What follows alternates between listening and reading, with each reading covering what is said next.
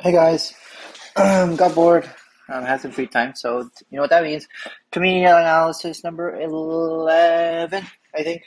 So this was sent in the group chat, or not, in the Discord channel, I believe, a few days ago. It's a singles match.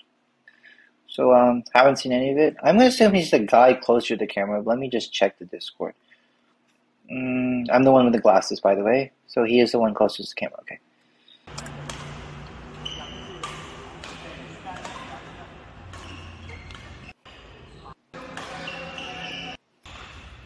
It's loud as hell. Wait.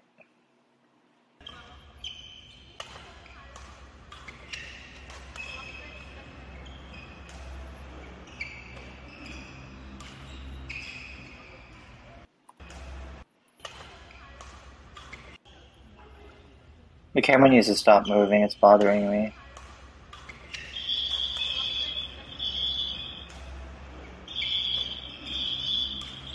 Alright, so the biggest thing is, and it's like a typical, and there's a siren going off. There's a typical, I think this is like a thing I see in a lot of lower level players, is like when they see like a cross shot, they like want to play another cross back to like trip them over their feet or whatever, but like in reality, like a straight shot is just super effective. It's just like very underrated how effective a straight is to a counter of a cross. Especially at like lower levels, like this might be an outright winner if you play a good straight shot, a straight net or a straight lip. He somehow gets a backhand smash off you, but let's not worry about that. All right, so immediately, well, first of all, what you just did is technically illegal. I think you moved before the shuttle, which I don't know if that's a let or a point immediately, but it's illegal. Second of all, even if it wasn't illegal, it just tells the opponent like what you're gonna do. And if your momentum's already in one way, it's gonna be so much harder for it to be in another way, especially if it's unexpected. So yeah. And what you should have done here is instead of hello, what's going on? Instead of instead of doing that, you should have just leaned back and cleared it. Because at a higher level, that will just get you smashed down, and the point ends there.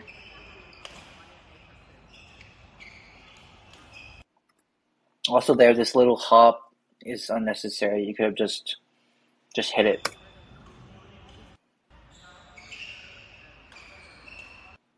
All right, so I think people have said this in the Discord chat already, but that is not how you do a forehand serve. Um, you want to be using like your wrist and your forearm, and not just like using your bicep basically, which is what it looks like you're doing here. So kind of look at like how professional women singles players will high serve, and you'll kind of get the idea of how you should be high serving. Um,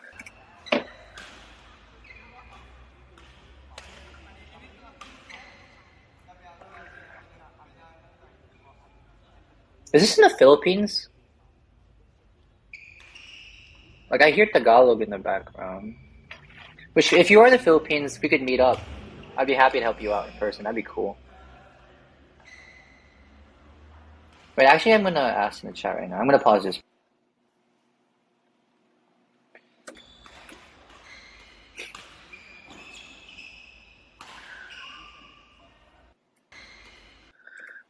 So it looks like your lift is also short. It's looking like it's landing around here, which is just making his, or it might actually even be even further up based on where his feet are. But like if you're like your goal should be to get it past this line, and ideally like in the second half of this area, because like if you're just lifting it short, you're just gonna have a hard time defending because like his smashes are just gonna be like easy. Um, that's not to say like guys can't smash from the very back line. They can, but it's a lot easier to defend, and it's a lot more unlikely to happen because the guy's not going to want to have to waste all this energy for it to be likely defended. So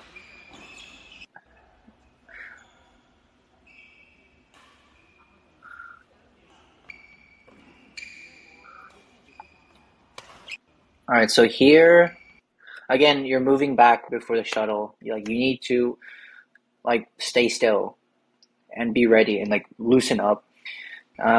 Here, I would have just lifted it because from that low, it's very hard for you to play a net shot with quality. So again, at a higher level, a shot like that is just going to get like spiked out. So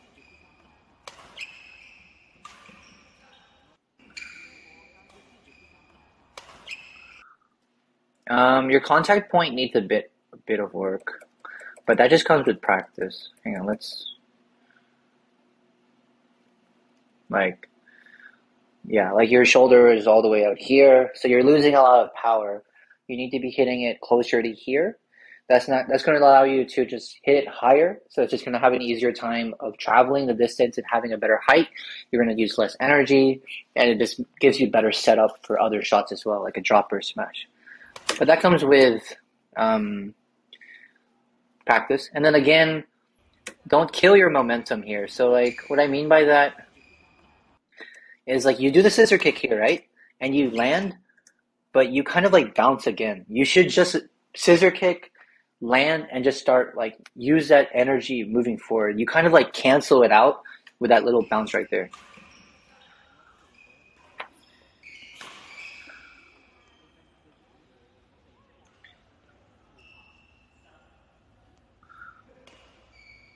All right. And also, when you serve, you don't serve the shuttle like right in front of you.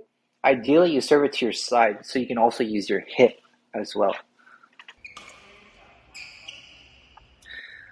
Okay, here again, if they're gonna play a cross shot, make them run the distance. So like you already have your racket out, just play it straight. Don't push it back to the middle like here, what you did.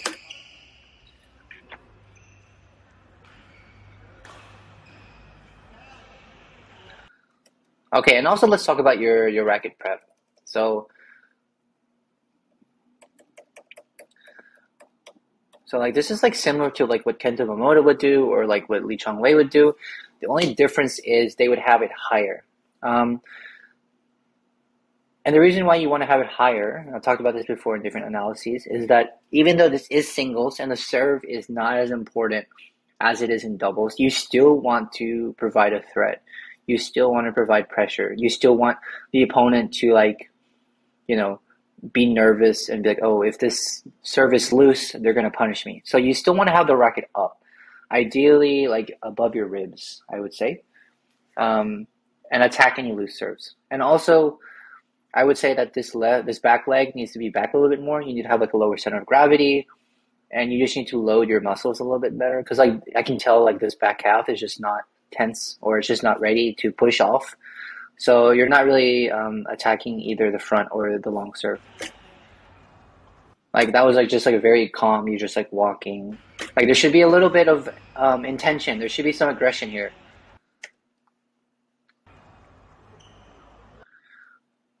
And also, there's like no thought, I think, into this shot as well. I think here, the guy's very in the middle, actually biased a little bit to the far side. You could have just like played a straight shot and made him run this distance. Like you kind of need to be aware of your positioning and where the opponent is and kind of not just mindlessly play shots. And I'm not saying this to insult you. I think this also again comes with practice and like figuring out like what your play style is and understanding like human behavior, that kind of thing. But just like little things like this add up.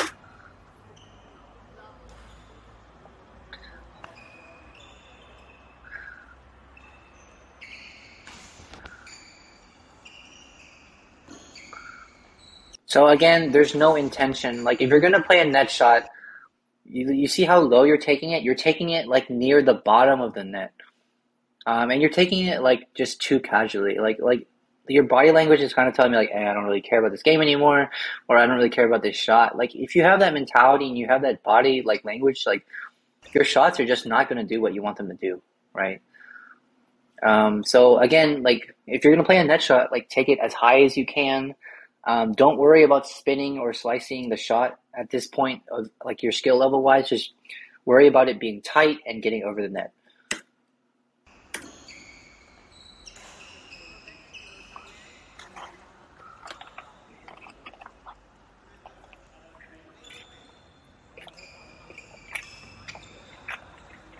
So, two things. One, play it straight. The only straight shots I've seen you play this entire game have been clears from this corner. And they've been like emergency shots. Two, lifts in general just need to be higher or faster, preferably both. So like a lift like that, like look where he is, right? Like look at his feet, right? His feet are right here. Your lift, he's taken one step. And it's not even like a big step. It was just like a readjustment step to like turn around. At higher level, the guy would have just jumped up and smashed it, right? You need to get these shots either past them because they're so fast, or just they're so high that they have to move back and get them. And don't attempt to do like a backhand. Like if you're gonna try and chase that, do an overhead or do a one jump.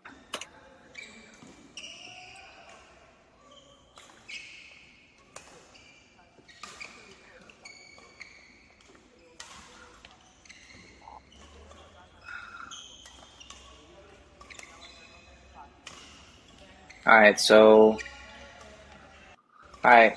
Hey, this is a rally we can work with. There's a lot of stuff we can learn from here. Alright, so clears in the middle are just not good unless you're under extreme pressure. And the reason why I say this because shots in the middle, the reason why you do them are for two reasons. One, if it's an aggressive body shot in singles, right? So if it's a smash to the body or if it's a drive to the body, you're throwing them off because that's typically not a typical shot. And so you're going to want to challenge their shot quality or their racket hands, right? Two, you play to neutralize angles. So if you play it clear to the middle, you're neutralizing the angles because there is no straight smash and there is no cross smash. They're both going to be slightly cross, which reduces their angle of attack. Or if you play a middle shot like from the net, you're also reducing their angles of lifts because if they lift it, it has to go a little bit past you either way. So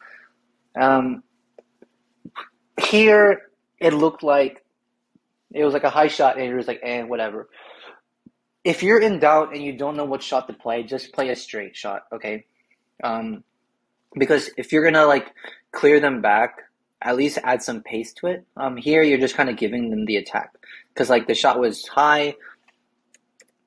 It looked like it was quite short, or not quite short, but it looked like it landed around here.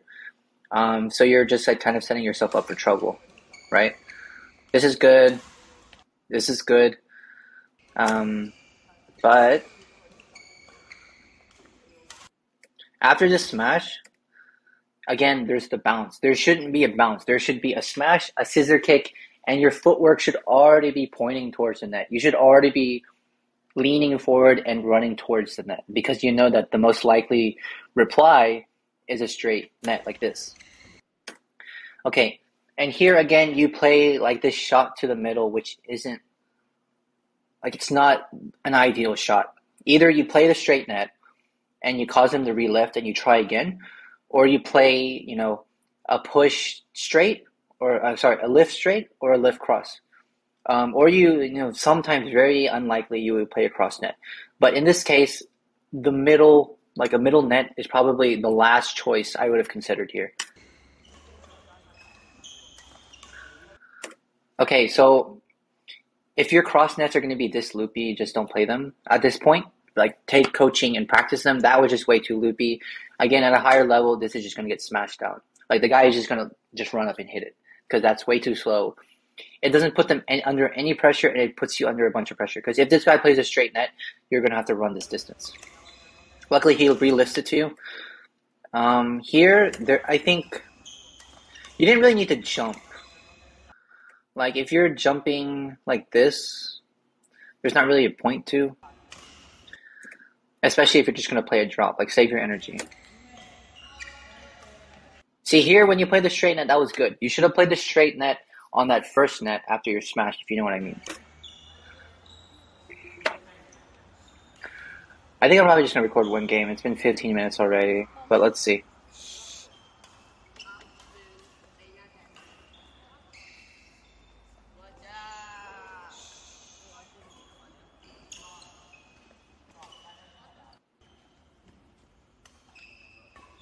What's going on? All right, so we're in a different court now, it looks like. This is bad, by the way. If you in the future record, I need to be able to see your lines. I can't tell anything from this.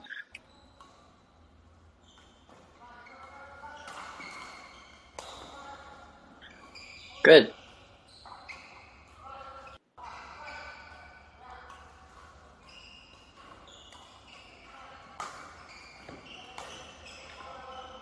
Yeah. Like, even though that was out, like, his initiative of running up and just pushing forward, that's good. I don't know what happened here, bud. Okay, so if you're gonna do a high serve, you need to take a step back. Like, you looks like you're like basically at the line, like at the tee, and you play a high serve. You're just not going to be able to defend anything besides a drop because like you're close enough for a drop, yes, but you're going to be under a lot of pressure if they play clear, and it's going to be very unlikely you get a smash back. So, yeah, yeah, like that was very, very obvious.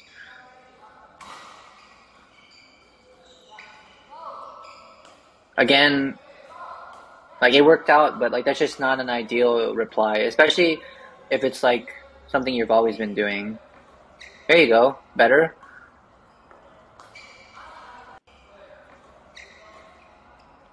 All right, so let's look at your footwork here. So you play a straight-ish shot. We'll call it straight. Um, but now look at your footwork. The two things he can do from here that are likely is he can play a straight net, right? Or he can lift it. And considering how low he's taking it, it's likely he is going to play a straight lift, based on the way his racket's pointing and based on the fact that like he unlikely has the racket skills to play a deceptive lift and lift it here, right? So your footwork needs to already be pointing in this direction. Like you need to be already turned back, ready for that shot. Instead of like this very neutral, like your feet are side to side. Because if this had been in, like you're already turned around, see, like you're already too late. So if this had been in, I think the rally would have been over by now. Yeah.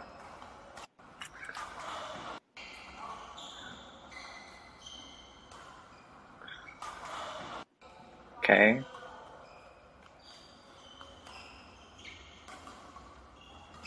Again, just play the straight shot.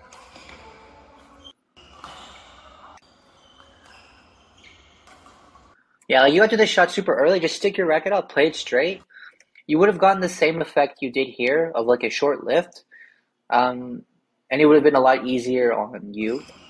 And you would have made the opponent run a lot longer of a distance. So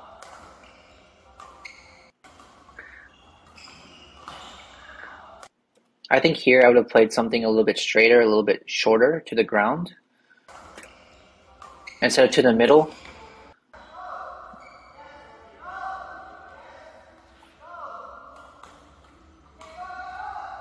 There you go. Better. Um, with practice, your shots will get like lower because that was a bit of a high block. But this was the correct thing to do. The incorrect thing to do was kind of again, you're like I can tell by your footwork, you have no clue what's happening next, right? And you land like late, like the shot has already left his racket as you touch ground. So, um, yeah.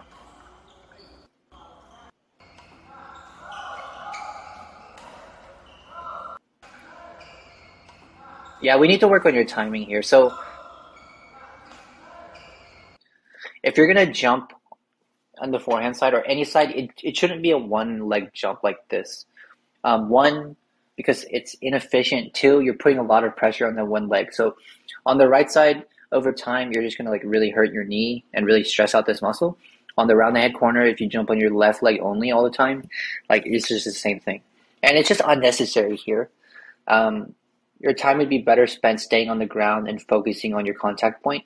Because at this stage, if you work on hitting a higher contact point compared to you now plus jumping, it's going to be roughly the same. But if you're on the ground, you're going to be more stable. You're not going to use as much energy, that kind of thing. So again, quite loopy, but practice. Also here, a jump is probably not necessary either.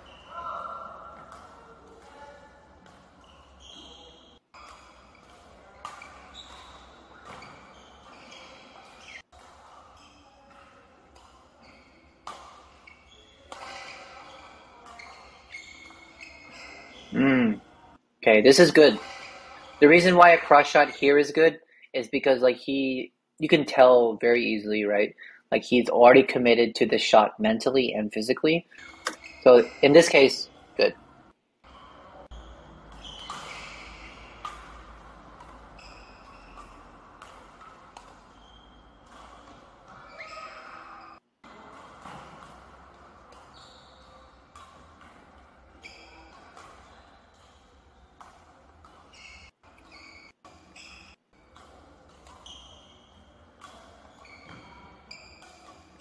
Taas, super high, super high. If you get to the shuttle late and you are sure you're not able to play a shot of good quality at the net, just lift it back straight.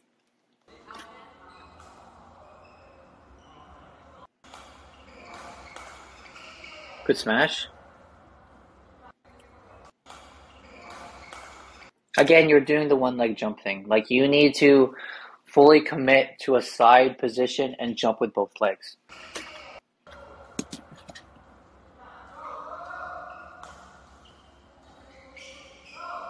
Good, good, good. This is fine. But what you need to do is you kind of need to be a little bit closer. Like you're in the right direction where like you're leaning and biasing a straight shot more after playing the cross. So you're falling up a little bit, but your footwork needs to be a little bit more aggressive and your racket needs to be up in case they play a loose net shot, and then you can just like push it.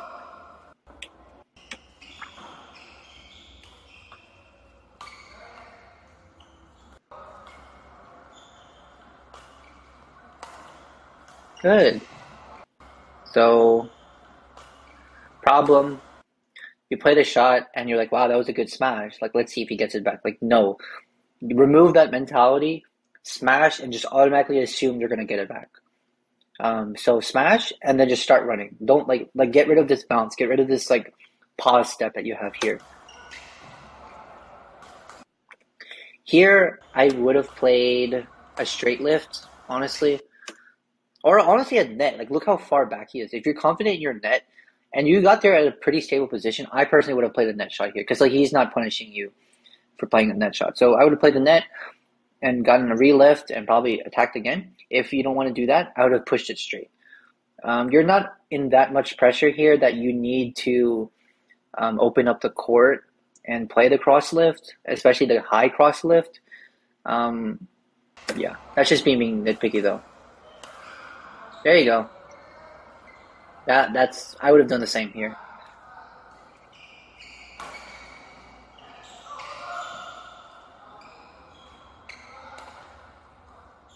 Again,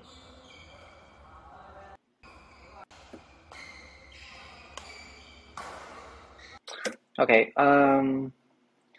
Based on what I saw, I think that's enough. I just don't want these to kind of like end up being like an hour long, especially if like the same problems are repeating themselves. So, to kind of recap, based on like the 8 minutes that I've seen so far, is really first of all, I think work on your high serve. That's going to help you a lot, and probably be it's going to be like really boring to practice them, but you're going to see an immediate benefit in your game, and that's going to carry you well into like the intermediate level. So work on your high serve, and I like work on your low serve with the forehand serve as well. It's like you can get a few easy points with that as well, especially if it's a good especially if it's a good low forehand serve. Um, Two, work on your footwork. Of course, footwork, especially in singles, is important. Like even pros will practice it, but um, focus on removing that like kind of like bounce step that you have, and kind of work on like the proper procedure when it comes to jumping instead of just like one leg jumps all the time with your right, because there is a time for the one leg jump, but it's not all the time. It's for when there's a fast around the head shot that you can't do proper footwork for, basically. So it's more of like a mid court or like a fast lift to around the head corner shot. So if that doesn't make sense to you, don't worry about it and just forget I said it. I think third is I would reduce the amount of cross shots that you do.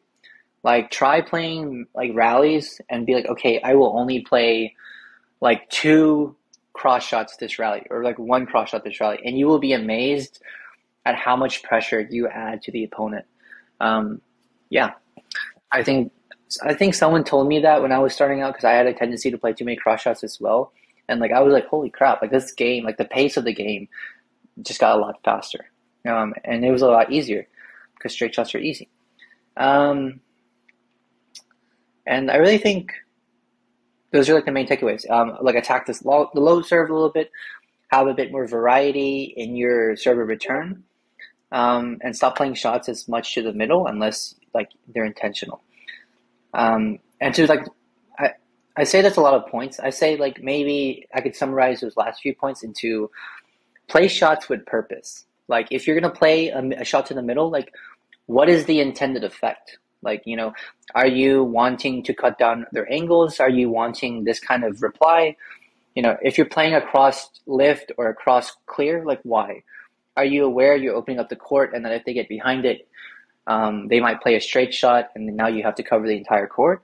But do you know that like you're buying yourself time, you're moving them around, that kind of thing. Like regardless of whatever shot you play, like always have an intention behind it and always have like, okay, if I play this shot, I think they'll play this shot, which will let me do this shot. So like think, 1 to 3 steps ahead or 1 to 3 shots ahead. But yeah, that's really all I want to say. I think, I'm going to stop it here just because it looks like it's kind of the same opponent. And I don't really think watching any more would be respectful of your time or mine. So keep it up, man. Like and subscribe. Hope this helps, honestly. Like I really legit hope that like you take something useful from this and use it to improve your game.